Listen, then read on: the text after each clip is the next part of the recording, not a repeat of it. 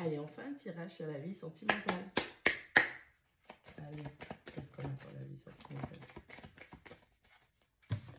On parle du serpent.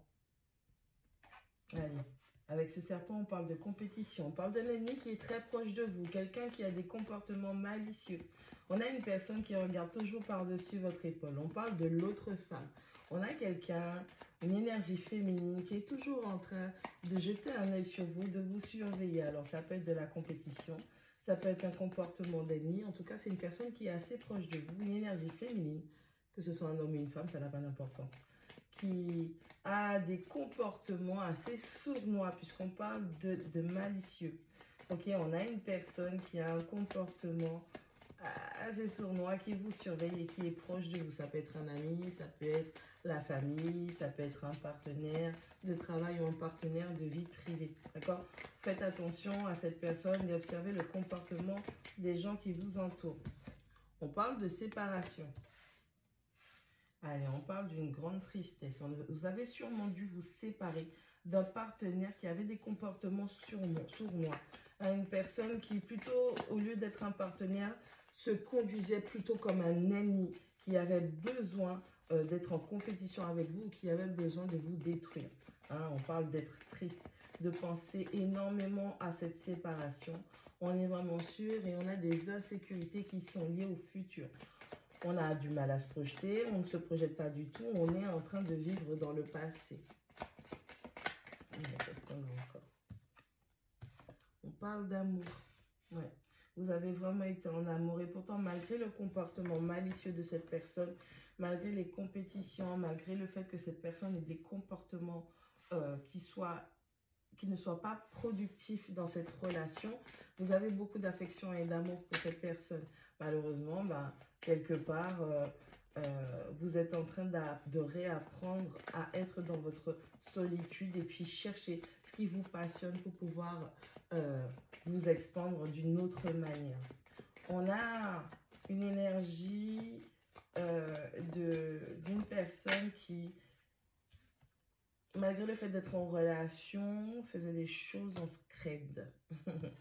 On a le palmier. On a le palmier qui vous demande de rester focalisé sur votre stabilité, sur votre sécurité, sur votre permanence, sur votre croissance physique et spirituelle. On vous demande de travailler votre endurance et de travailler votre flexibilité.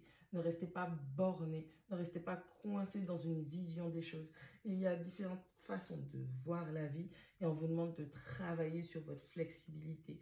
Peu importe la situation, peu importe la vision, peu importe le projet que vous avez. On vous demande d'apprendre à vous mouvoir pour ne pas rester coincé dans des sables mouvants.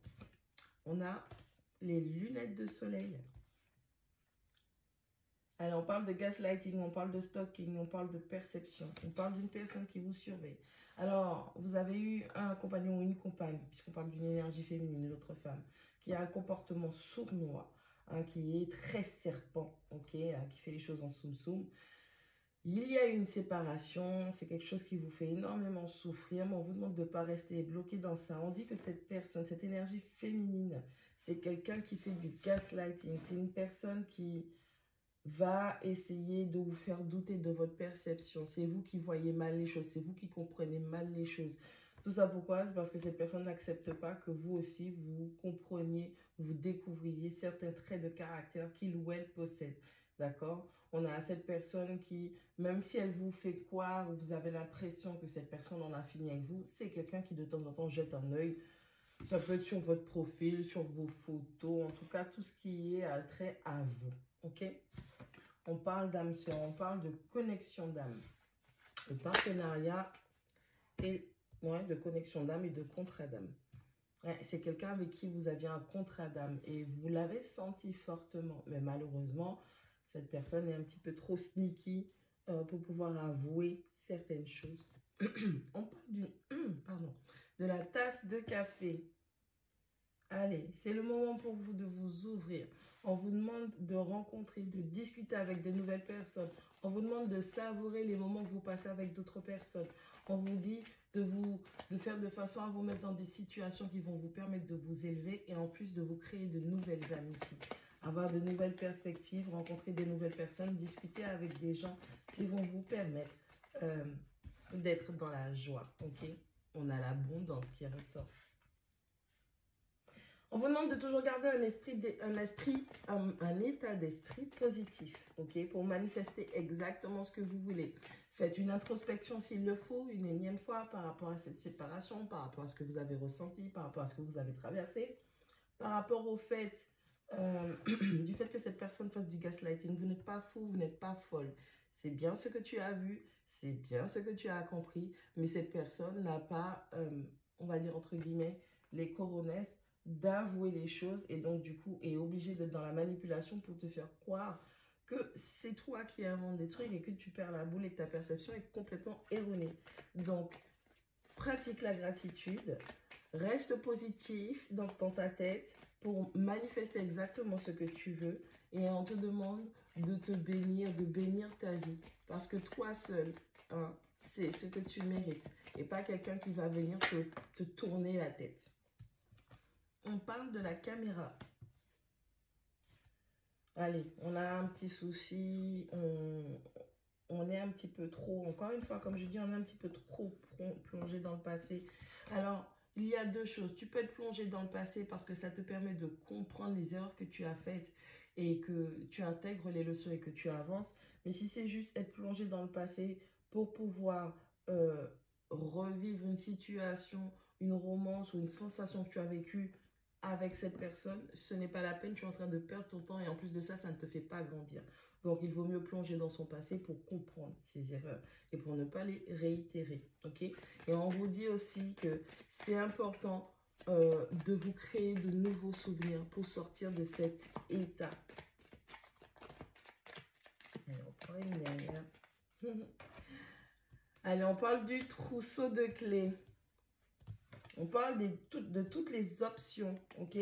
On a une personne qui a tellement d'options, qui doit prendre des décisions. On a une personne peut-être qui veut se donner beaucoup d'options.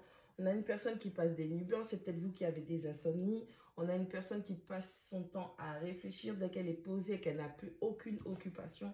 On a quelqu'un qui se pose mille et une questions pour savoir qu'est-ce qu'elle devrait faire, qu'est-ce qu'elle ne devrait pas faire. C'est pas une bonne idée. On a quelqu'un qui est en train de lutter contre elle-même.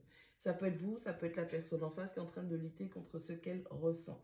Il va falloir, si c'est vous, mettre les points sur les i vis-à-vis de vous-même et voir là où vous allez trouver votre stabilité, votre ancrage, votre abondance, ok, votre permanence, votre croissance. Si ça ne vous emmène pas vers là, ce n'est pas une bonne chose pour vous. Vous devez non seulement trouver la paix, et aussi faire de façon à deux, si vous êtes dans une relation, parce que c'est la vie sentimentale, vous devez faire de façon à ce que la paix soit préservée par les deux. C'est pas un seul. C'est pas une personne qui vient, qui ouvre sa bouche, qui dit tout et n'importe quoi, et qu'une fois que l'autre se permet ou l'ouvre, pardon, que vous n'acceptiez pas, ok? Allez vers les personnes qui sont comme vous. Allez vers les gens qui vous correspondent.